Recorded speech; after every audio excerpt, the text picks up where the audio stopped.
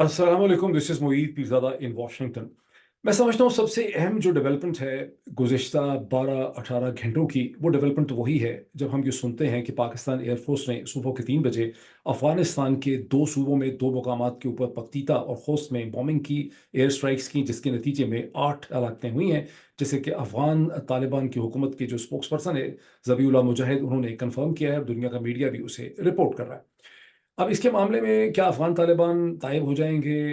वो टीटीपी की अगर मदद कर रहे हैं तो उससे रुक जाएँगे, उसका रास्ता रोक लेंगे, टीटीपी वाले बहुत ज़्यादा डर जाएँगे। इसके बाद पाकिस्तान, टीटीपी और अफ़गान तालिबान हँसी-खुशी रहने लग जाएँगे।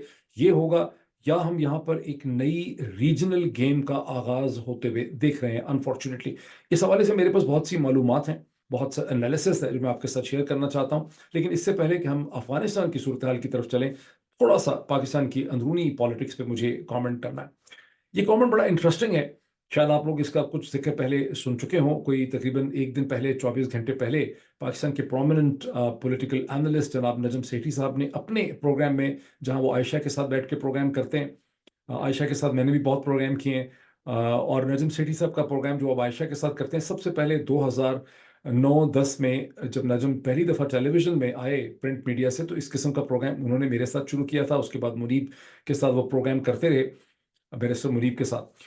तो नजम सेठी साहब ने अपने उस प्रोग्राम के अंदर उन्होंने एक बहुत इंटरेस्टिंग एनालिसिस दिया। उनका एनालिसिस हमेशा ही बहुत इंटरेस्टिंग होता है, लोग बड़े मज़े से उनका एनालिसिस सुनते भी हैं, उसको कोट भी करते हैं।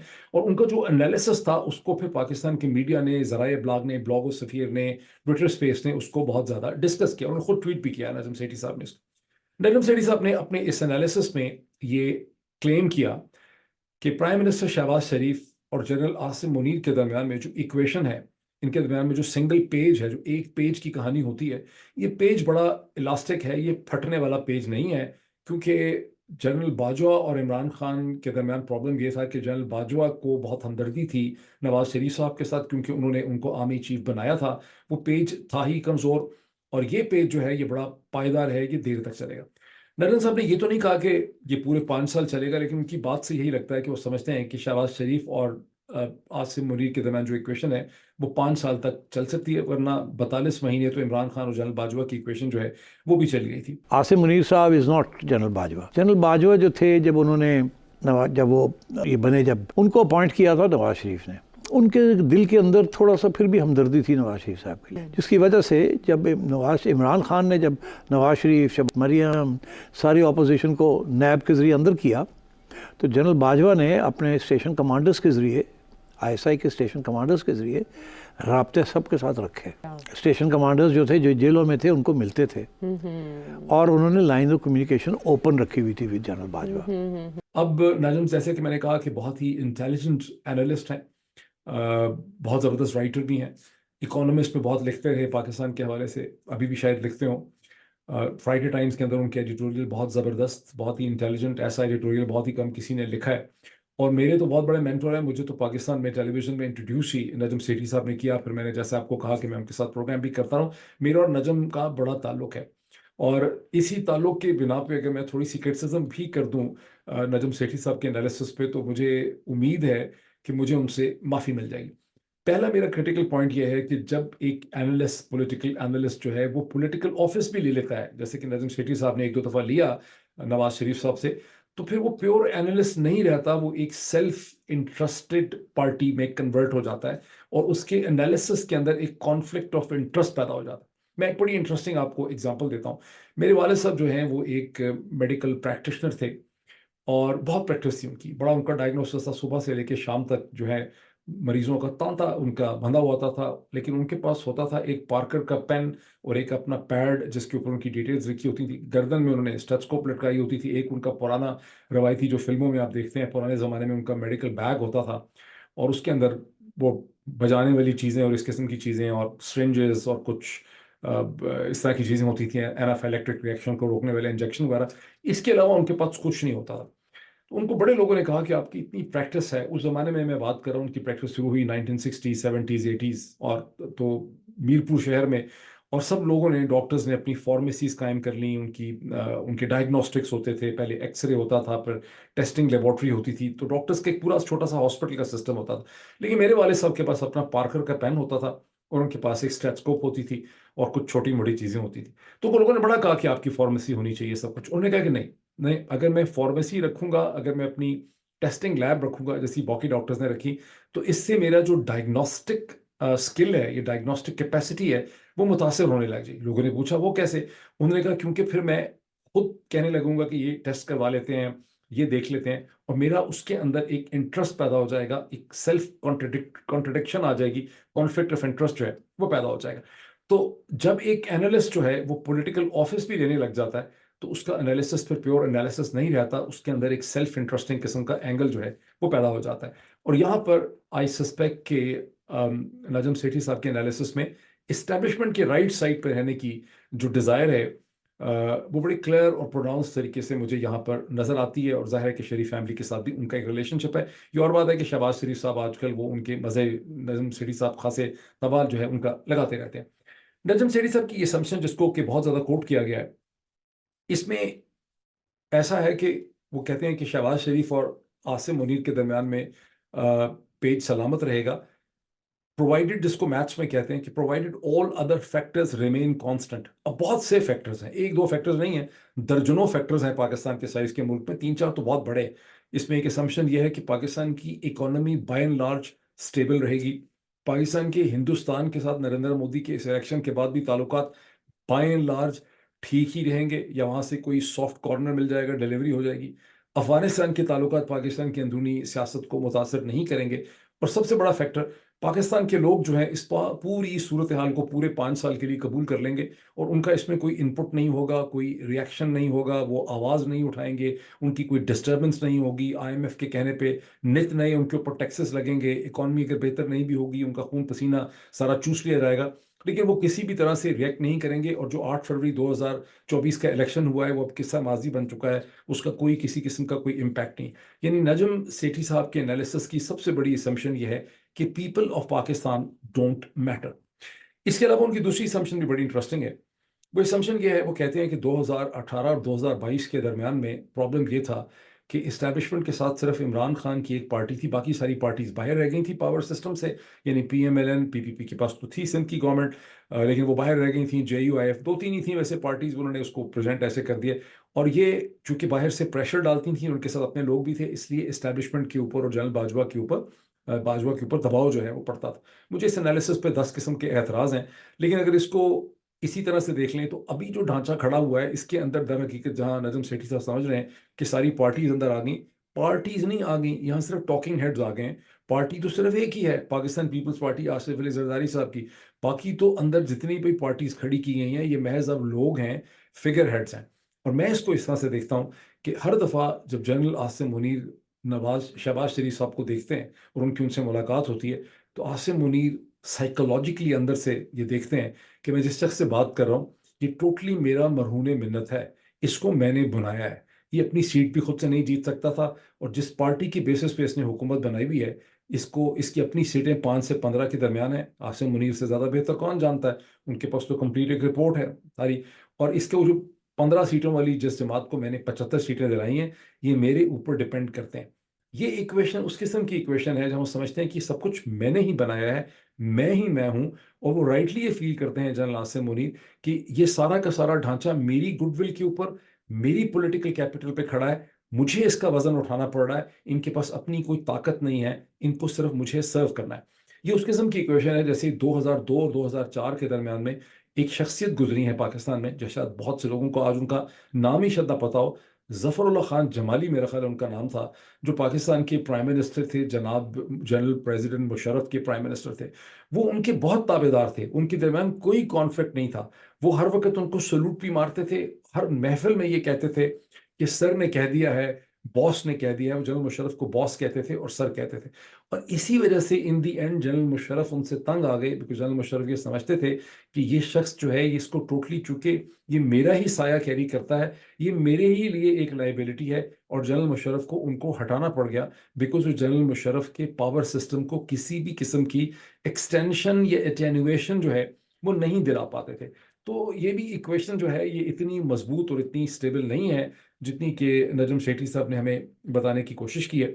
अब मैंने आपसे जिक्र किया कि नजम सेठी साहब इकोनॉमिस्ट में लिखते रहे हैं, इकोनॉमिस्ट ने 4 दिन पहले एक बड़ा मानाखेज किस्म का आर्टिकल लिखा, जो किसी, अच्छा, इकोनॉमिस्ट में जो लोग आर्टिकल लिखते हैं उनके नाम नहीं आते, तो ये आर्टिकल जिसने एनालिस्ट से लिखा है उसका सूडोनिम है बनियन, BANYAN, बनियन, ये बनियन ही है मेरा ख्याल, इंडियन। और ये कहता है कि Pakistani generals are desperate, and Pakistani generals are desperate for 2 reasons. One is Imran Khan, the other is economy. अब नजम सेठी साहब भी लिखते रहे हैं इकोनॉमिस्ट में, वो भी बहुत जबरदस्त लिखते थे, उनको बेहतर अंदाजा होगा कि ये बनियन जो है ये कौन है।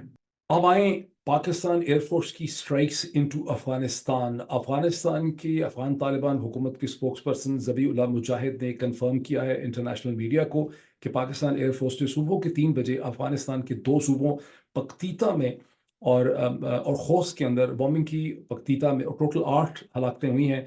पख्तीता के अंदर 3 औरतें, 3 बच्चों की हलाकतें हुई हैं। खोस्त में कहते हैं 2 बच्चियों की या 2 बच्चों की हलाकतें हुई, यूँ 8 हलाकतें हुई हैं, शायद ये हलाकतें बढ़ भी जाएं। ये क्यों हुआ है? पाकिस्तान के ISPR ने और पाकिस्तान के फॉरेन ऑफिस ने अब तक, जब तक मैं बोल रहा हूँ, अब तक कोई फॉर्मल इसके ऊपर कमेंट नहीं किया था, क्योंकि पाकिस्तान के अखबारात ने उनसे रब्ता किया है, अभी तक उनको उनका जवाब नहीं मिला।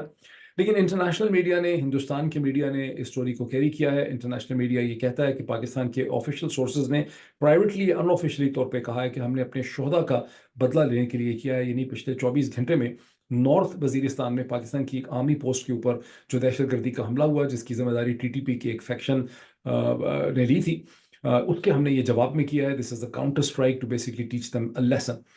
और अ, और उसमें, अच्छा, इसमें थोड़ा सा मैं आपको ये याद करवा दूं कि ये वही है जिसका मैंने पिछले वीडियो में जिक्र किया था, जहां कर्नल सैयद अली काशिफ अली जो हैं शहीद, और कैप्टन अहमद बाबर शहीद जो हैं, उनके जनाजे के ऊपर जो पिंडी में हुआ, वहाँ प्रेसिडेंट ऑफ पाकिस्तान जनाब आसिफ अली जरदारी साहब भी पहुंचे। और उन्होंने, एक बड़े रेयर मौका था जहां प्रेसिडेंट आसिफ अली जरदारी भी कर्नल काशिफ शहीद जो हैं उनकी मैयत को कंधा देते हुए हमें नजर आए। सिर्फ इतना ही नहीं है, बल्कि उनका एक छोटा सा वहाँ पर इंटरव्यू शॉट भी है, वीडियो शॉट भी है, जो मैंने कल भी आपको सुनाया था, और एक बार फिर भी मैं आपको वो शॉट यहाँ पे सुना देता हूँ।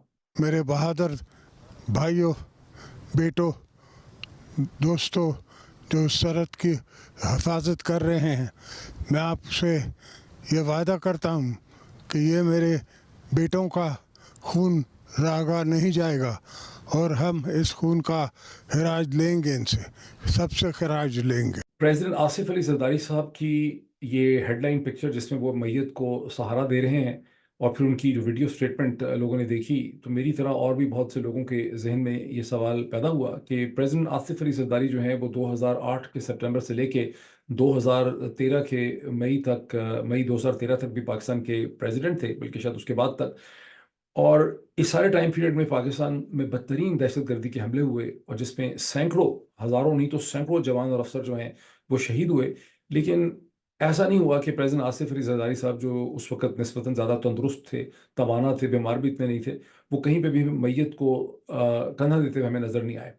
और जब प्रेसिडेंट आसिफ अली जरदारी मैयत को कंधा देते नजर आए, और दूसरी तरफ हम देखें कि आता तारड़ साहब की तरह का इंतहाई मासूम, सच्चा आदमी, शरीफ और नफ्स शख्स जो है, वो बाकी सारी सियासी जमातों पे इल्ज़ाम लगाए कि ये शहदा की मैयतों के साथ, ये शहदा के ऊपर सियासत कर रहे हैं और उनको नुकसान पहुंचा रहे हैं, तो बहुत से लोगों के जहनों में ये सवाल खड़े होने लग जाते हैं कि यहाँ कोई ऐसी चीज़ हो रही है जिसको समझने की ज़रूरत है।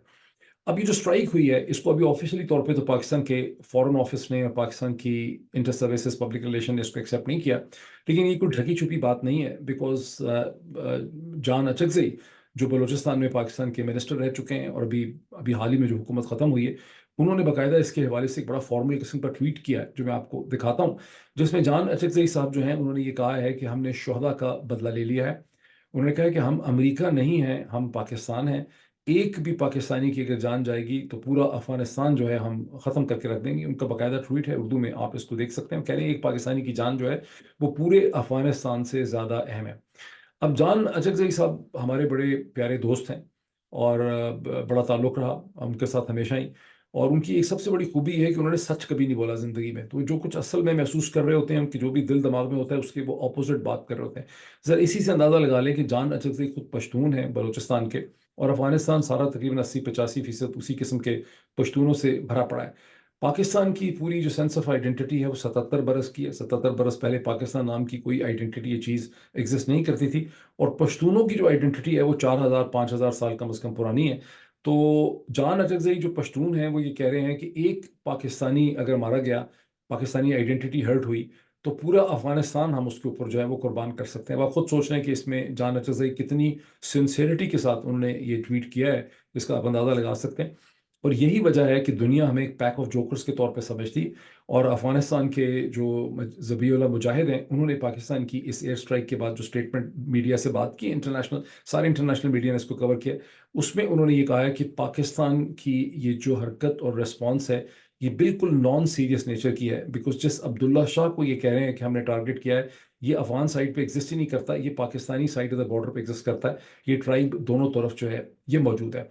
पाकिस्तानियों का कहना है कि हमने बड़ी ज़बरदस्त स्ट्राइक की, लेकिन सारा जो हिस्टोरिकल डेटा है एयर स्ट्राइक्स के हवाले से, वो हमें ये बताता है कि जो एयर स्ट्राइक्स होती हैं इस किस्म के मिलिटेंट्स के ऊपर हमला करने के लिए, ये जिस तरह की एयर स्ट्राइक हमने की है, ये महज इसका एक ऑप्टिकल इफेक्ट होता है। ये महज एक दिखाने की चीज़ होती है, ये एक शो ऑफ होती है, ये शो फोर्स होता है। इससे कभी भी आप कोई स्ट्रेटिजिक रिजल्ट्स जो है हासिल नहीं कर सकते। अगर मिलिटेंट्स को आप एयरफोर्स की स्ट्राइक्स के जरिए लिक्विडेट कर सकते होते, तो अमेरिका से ज़्यादा बेहतर और बड़ी और रिसोर्सफुल एयरफोर्स और इंटेलिजेंस बैक्ड ऑपरेशन करने की कैपेसिटी तो किसी की भी नहीं है। तो फिर तो अफगानिस्तान पे इतना अरसा उन्होंने 20 साल वो यहाँ बैठे रहे, तो फिर तो अफगान तालिबान को उन्होंने एयर स्ट्राइक्स के जरिए ख़त्म कर दिया होता। और अभी हाल ही में हम देख रहे हैं कि जो 7 अक्टूबर के बाद इसराइली डिफेंस फोर्सेस जो हैं, पहले वो एयर स्ट्राइक करती रही, 50,000 या 70,000 किलोग्राम के तो उन्होंने बम फेंके। गाज़ा की पट्टी में जिसकी लंबाई 25 मील है, यानी 40 किलोमीटर लंबी वो है, और 5 या 6 मील चौड़ी वो पट्टी। तो पहले उन्होंने बॉम्बिंग की हर किस्म की, और which is backed by intelligence. उसके बाद उन्होंने ग्राउंड ऑक्यूपाई कर लिया, लेकिन अभी तक वो टनल्स के अंदर से अपने होस्टेजेस जो हैं उनको ढूंढ के नहीं निकाल सके।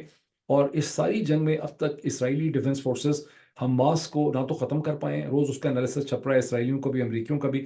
और दूसरी तरफ ये कि सिर्फ 2 ही होस्टेजेस जो हैं, हालांकि वो ऊपर बैठे हुए हैं ग्राउंड के ऊपर, इससे अंदाज़ा लगा लें आप मैं क्या बात कर रहा हूँ, कि 5 मील चौड़ी और 25 मील पट्टी के ऊपर इसराइली डिफेंस फोर्सेस बैठी हैं, और नीचे उसके टनल्स हैं। लेकिन अभी तक वो सिर्फ 2 ही लोगों को छुड़ा सकें, बाकी उन्होंने नेगोशिएशन के जरिए ही छुड़ाए थे। अच्छा, दूसरी तरफ ये कि वो कह रहे हैं यानी कितनी सीरियस उन्होंने बात की है अचकज़ई साहब ने। वो कह रहे हैं कि हम अमरीकी नहीं हैं, हम पाकिस्तानी हैं। अब जितने टीटीपी के लीडर मारे 9/11 के बाद मारे गए इस पूरी रीजन में, वो सारे के सारे सीआईए के ड्रोन ऑपरेशन से मारे गए। और हमारा कहना होता था कि सीआईए और अमेरिका ही बेसिकली टीटीपी की मदद कर रहे हैं। और अमेरिकन डिप्लोमेट्स हमसे ये सवाल पूछा करते थे कि अगर हम ही टीटीपी की मदद कर रहे हैं, तो फिर हमें टीटीपी को क्यों मार रहे हैं? तुम लोगों ने टीटीपी के कोई लोगों को क्यों नहीं मार डाला? अगर टीटीपी को हमने पैदा किया तो तुम्हें मार डालना चाहिए था उसको। इससे क्या पता चलता है? इससे ये पता चलता है कि ये जो ट्रेडिशनल एयरफोर्स के ऑपरेशंस होते हैं, ये महज एक इम्पैक्ट जनरेटिंग किस्म का इवेंट होता है। इसके कोई टेक्निकल या स्ट्रेटेजिक रिजल्ट्स जो हैं वो नहीं निकल सकते। सो फिर सवाल ये पैदा होता है कि हम यहाँ पे क्या करने की कोशिश कर रहे हैं? What is the bigger picture? यहाँ हो क्या रहा है? पिछले 24 घंटे में एक सेमिनार भी हुआ इस्लामाबाद में, जिसमें पाकिस्तान के जो स्पेशल रिप्रेजेंटेटिव हैं फॉर अफगानिस्तान, जिनका बड़ा एक्सपीरियंस है अफगानिस्तान को अंडरस्टैंड करने के लिए, एम्बेसडर आसिफ दुरानी ने वहाँ पे बोलते हुए ये कहा है कि 5 से 6 हज़ार टीटीपी के जो मिलिटेंट्स हैं अफगानिस्तान के अंदर, उनको हिंदुस्तान की इंटेलिजेंस एजेंसी और हिंदुस्तान रॉ या वटेवर, वो उनको फाइनेंस कर रहा है और उनको पाल रहा है। ना सिर्फ इन 6 हज़ार मिलिटेंट्स को कर रहा है, बल्कि उनकी फैमिलीज को भी वो सपोर्ट कर रहे हैं। और यूँ ये 60-70 हज़ार लोग हैं जिनकी कफ़ायत जो है वो हिंदुस्तानी इंटेलिजेंस एजेंसी कर रही है और उनको फाइनेंस कर रही है और उनके लिए खर्चा कर रही है। और उनका साथ ये कहना था कि तालिबान के पास तो इतना सरमाया है ही नहीं कि वो इनको मैनेज कर सकें। ये और बात है कि वर्ल्ड बैंक के लोग हमें ये बता रहे हैं कि अफगान तालिबान ने बहुत बेहतर इकॉनमी मैनेज कर ली है, और अगर वो खुदा न खासा इकॉनमी इसी तरह से मैनेज करते रहे, तो अंदर चंद सालों में पाकिस्तान से कहीं वो आगे ही ना निकल जाए। लेकिन बहरहाल एम्बेसडर दुरानी साहब का ये कहना ही है कि अफगानिस्तान के पास तो नहीं है पैसे, तो इनको इंडिया जो है वो पाल रहा है। अब इंडिया की जो एलिगेशन है ये पाकिस्तान में बड़ी आसान होती है लगानी, बिकॉज आपने पाकिस्तान में 3-4 किस्म के इल्ज़ाम लगते हैं। या तो इंडिया कर रहा है, या इसराइल और सेहूनी कर रहे हैं, या अमेरिका कर रहा है, या कोई बचत उसमें रह जाए थोड़ी सी तो वो कादियानी कर रहे होते हैं। और ये कहना कि IMF के बाहर जो मुजाहरा किया पाकिस्तानी अमेरिकन ने, इनको इफ्तारी जो है वो इंडिया की इंटेलिजेंस एजेंसी ने दी थी या इनको ज़ायनिस्ट इफ्तारी करा रहे थे, ये जो है ये पाकिस्तान में ये चल जाता है। मतलब कोई पूछता नहीं है कि आपने क्या बोला है, आप कुछ भी बोल सकते हैं। तो अल्लाह करे कि एम्बेसडर आसिफ दुरानी साहब की बात को हम सीरियसली लें कि इनको वाकई अचानक अब इंडिया ने डिसाइड कर लिया है कि वो अफगान तालिबान ये जो TTP है उसको इंडिया फाइनेंस कर रहा है वहाँ पे। लेकिन अगर ये बात सही है, अगर इसको हम सही मान लें, तो ये खासी सीरियस किस्म की सिचुएशन है। बिकॉज जब मेरी प्रवीण सोनी साहब के साथ डिस्कशन हुई थी 2 दिन पहले, जिसके ऊपर बड़ी लेदे हुई है, तो मैं मसलसल उनको ये बावर करवाने की कोशिश कर रहा था कि इंडिया की आर्मी एक स्टेट का ऑर्गन है और पाकिस्तान की जो मिलिट्री है, इस्टेब्लिशमेंट है, वो दर हकीकत एक स्टेट बन चुकी हुई है। और यहाँ पर सारे फैसले जो हैं वो एक सोल्जर के माइंडसेट से किए जाते हैं, जबकि इंडिया में आर्मी को हुक्म मिलता है, ऑर्डर मिलता है, वो एक फ्रेमवर्क में ऑपरेट करते हैं, उनके ऊपर एक सिविलियन असेंडेंसी और कंट्रोल है, और उनकी सिविलियन जो गवर्नमेंट है वो बड़ी सोच समझ के फैसला करती है और फिर आर्मी या इंटेलिजेंस उसको इम्प्लीमेंट करती है। तो चूंकि हमारा तो रिएक्टिव माइंडसेट होता है कि कभी कुछ फैसला कर लेते हैं, फिर कुछ फैसला करते हैं, फिर इसको छोड़ते हैं, उसको शुरू कर लेते हैं। हमारे में कोई स्टेबिलिटी नहीं है, हमारा रिएक्टिव माइंडसेट है, बिकॉज हमारा एक फौजी किस्म का माइंडसेट है। उनका फौजी माइंडसेट नहीं है, उनका एक बड़ा सुलझा हुआ ठहराव वाला सिविलियन माइंडसेट है। तो अगर उन्होंने 6,000 TTP के मिलिटेंट्स को वो अब फाइनेंस कर रहे हैं, तो ये फैसला उन्होंने आसानी से नहीं किया होगा। ये फैसला उनके किसी ब्रिगेडियर ने या उनके किसी महज इंटेलिजेंस ऑफिसर ने या डायरेक्टर ने नहीं कर लिया होगा। इसका मतलब ये है कि ये फैसला उन्होंने ठोक बजा के उनकी इंटेलिजेंस ने अपनी गवर्नमेंट से उसका अप्रूवल लिया होगा, फिर मिनिस्ट्री फाइनेंस से उसका अप्रूवल लिया गया होगा, ये सब कुछ हुआ होगा। तो अगर वाकई ऐसा है जैसा कि आसिफ दुरानी साहब कह रहे हैं, उन्होंने इल्ज़ाम लगाया है, तो ये खासी ख़तरनाक सूरत हाल है और फिर तो ये बड़ी कहानी आगे चलने वाली है। इसी सेमिनार के अंदर खालिद नईम लोधी साहब, जो एक्स डिफेंस सेक्रेटरी भी रहे हैं, अपना कॉलम भी मेरा ख्याल अपने बहुत प्रोग्राम्स वर्क करते हैं, डिफेंस एनालिस्ट हैं बड़े प्रोमिनेंट पाकिस्तान के, उन्होंने बड़ी चुभती हुई बात की है। उन्होंने ये कहा है कि पाकिस्तान की जो अफगान पॉलिसी है उसको फॉरेनर्स और वेस्ट जो है वो डिक्टेट कर रहे हैं, पाकिस्तान की अपनी कोई अफगान पॉलिसी नहीं है। अब ये अगर मेरी उनसे बात हो तो मैं उनसे समझ सकूं कि इसका वो क्या मतलब है, उनका वो क्या कहना चाह रहे हैं। लेकिन इस पर अगर गौर कीजिए कि मुझे यहाँ पर जो अफगान अफेयर्स के डिप्लोमेटिक एक्सपर्ट हैं वाशिंगटन में, उनसे जब मेरी बात हुई है कुछ दिन पहले, मेरी होती रहती हैं ऐसी डिनर्स पे मीटिंग्स, तो मुझे उन्होंने ये इंडिकेशन दी है कि India is now very robustly engage with the Afghan Taliban, और हो सकता है अगले चंद महीनों में हिंदुस्तान डिप्लोमेटिक रिकग्निशन दे दे या किसी न किसी फॉर्म में बड़े विजिबल तरीके से अफगान हुकूमत जो है, जो इस्लामिक एमिरेट ऑफ अफगानिस्तान है, उसको इंडिया एंगेज कर सकता है। अगर ऐसा हो जाता है इसी साल 2024 में, तो ये पाकिस्तान के लिए और हमारे लिए बड़ा ही ऑकवर्ड मोमेंट होगा। बिकॉज 9/11 के बाद हमारे 21 साल हमने अमेरिकन जो ऑक्यूपेशन और प्रेजेंस थी अफगानिस्तान में, उसको हमने डिफाई किया। और इल्ज़ाम हमारे ऊपर ये है दुनिया के ज़राए इब्लाग का कि हमने अफगानिस्तान में स्टेबिलिटी नहीं आने दी, बिकॉज हमारा खौफ ये था कि अमेरिका और हिंदुस्तान यहाँ पर एक एंटी पाकिस्तान किस्म की या इंडिया फ्रेंडली गवर्नमेंट यहाँ पर इस्टेब्लिश हो जाएगी, अशरफ गनी की या हामिद कारज़ाई की इंडिया फ्रेंडली गवर्नमेंट है, और जिसके नतीजे में हमारी स्ट्रेटिजिक स्पेस जो है वो रिस्ट्रिक्ट हो जाएगी, हम एक टू वॉर फ्रंट सिचुएशन में फंस जाएंगे और इसके लिए हम स्ट्रगल करते रहे। तो अब अगर यहाँ पर इंडिया अमेरिका के जाने के बाद इंडिया और अफगान तालिबान के दरमियान एक डिप्लोमेटिक एंगेजमेंट और रिलेशनशिप हो जाता है और हम अफगान तालिबान के दुश्मन बन के सामने आ रहे हैं, जैसा कि अब बिल्कुल विजिबल हो चुका है। जब आज से बहुत महीने पहले मैंने कहा था कि यहाँ पैराडाइम चेंज हो रहा है और इंडिया की तरफ हम कूल ऑफ हो जाएंगे और अफगानिस्तान और ईरान हमारे दुश्मन बन जाएंगे, तो शायद आप में से बहुत से लोगों को शायद यकीन ना आता होता, लेकिन ये चीज़ें कुछ उसी तरफ जाते हुए हमें नजर आ रही हैं। इसमें एक चीज और डाल दें, एलिमेंट और डाल दें, तो सूरत हाल और ही बड़ी इंटरेस्टिंग हो जाती है। एहसानुल एहसान का आप सब नाम सुन चुके होंगे, आपको याद आएगा कि एहसानुल एहसान स्पोक्समैन हुआ करते थे TTP पाकिस्तान के। फरवरी 2020 में जब वो पाकिस्तान की कैद में थे, वहां से वो फरार हो गए। वहां पे दो थेरीज हैं, एक ये है कि वो वाकई फरार हो गए, दूसरा ये था कि उनके साथ डील हुई, उनके साथ शुरू से ही डील थी, उन्होंने कोई काम कर दिया था, उसके बाद उनको फरार करा दिया गया। बहरहाल वो एहसानुल एहसान जो हैं अब वो री इमर्ज हो चुके हैं और वो संडे गार्डियन के अंदर उनका कॉलम हर हफ्ते छपता है। और उनका सिर्फ एक दिन पहले जो कॉलम छपा है, उस कॉलम का उन्वान है Pakistan's new trick to keep its proxies alive in Afghanistan, जिसमें उन्होंने ये मैं दिखाता हूँ आपको स्क्रीन के ऊपर, जिसमें उन्होंने ये इल्ज़ाम लगाया है कि पाकिस्तान की इंटेलिजेंस एक तरफ तो Islamic state of in the Khorasan province ISKP को सपोर्ट कर रही है, और इस साल जनवरी फरवरी में पाकिस्तान की इंटेलिजेंस और ताजिकिस्तान की जो इंटेलिजेंस है उनके दरमियान में एक एग्रीमेंट हुआ है और वेस्टर्न पावर्स इसका हिस्सा हैं, और ये सब मिलके अफगानिस्तान की emirate, Islamic emirate of Afghanistan जो है उसको डिस्टेबलाइज करने की कोशिश कर रहे हैं, जिसके नतीजे में वहाँ बॉम्बिंग होनी है, टेररिज्म होनी है, असैसिनेशंस होनी है एंड सो ऑन। लेकिन साथ ही इस एहसानुल्लाह एहसान ने यह दावा भी किया है कि अफ़गान तालिबान की हुकूमत बहुत स्ट्रॉन्ग है, उसका अपना एक इंटेलिजेंस नेटवर्क जो है वो बहुत स्ट्रॉन्ग है, उसने सारे राइवल इंटेलिजेंस नेटवर्क्स को वहाँ से दौड़ा दिया है, फैक्शंस को। तो जो दुनिया की सबसे बड़ी इंटेलिजेंस एजेंसी है, सबसे कैपेबल, वो क्या कर रही है? वो पीटीआई से लड़ रही है, पाकिस्तानी मीडिया से लड़ रही है, ट्विटर बंद कर रही है, जजों को कंट्रोल कर रही है, अलीमा खान को बुला रही है एफआईए के पास, इस किस्म की चीज़ों में मसरूफ़ है, तो उसको ये असल काम जो है फिलहाल नज़र नहीं आ रहे। बहरहाल उनका कहना यह है कि this is what the game is, कि यहाँ पर अफगानिस्तान को डिस्टेबलाइज करने की कोशिश की जा रही है, लेकिन ये कोशिश है वो कामयाब नहीं हो रही। अब एहसानुल्लाह एहसान ने जो कुछ लिखा है, one has to take it with a pinch of salt. हो सकता है इसमें कोई 5, 10, 15% इसमें हकीकत भी हो, लेकिन ये जो संडे गार्डियन है, ये बरतानिया वाला संडे गार्डियन नहीं है, ये हिंदुस्तान का बड़ा अखबार संडे गार्डियन है, जो एमजे अकबर साहब ने कायम किया था। एमजे अकबर साहब पे एक इल्ज़ाम ये भी था कि वो इंडियन एस्टैब्लिशमेंट के बड़े करीब हैं। अब इन सारी चीज़ों को आप फिक्स करके देखें तो आपको क्लियरली नज़र आता है कि अफगानिस्तान के कॉन्टेक्स्ट में और तनाजुर में एक नई रीजनल गेम जो है वो शुरू हो रही है। एक तरफ पाकिस्तान है, दूसरी तरफ इंडिया है, तीसरी तरफ वो अफगान तालिबान है जिनके साथ हमारा 21 बरस का रिलेशनशिप था। ये कहानी किधर को जाएगी, इसके लिए मैं किसी अफगान अफेयर्स के एक्सपर्ट को बहुत जल्दी लेके आऊँ और उसके साथ बहुत डिटेल से डिस्कशन करूंगा कि डायनामिक्स जो हैं वो किस डायरेक्शन में जा रहे हैं। But whatever it is not going to go away. ये एक सीरियस सिचुएशन जो है वो डेवलप कर चुकी है। Thank you.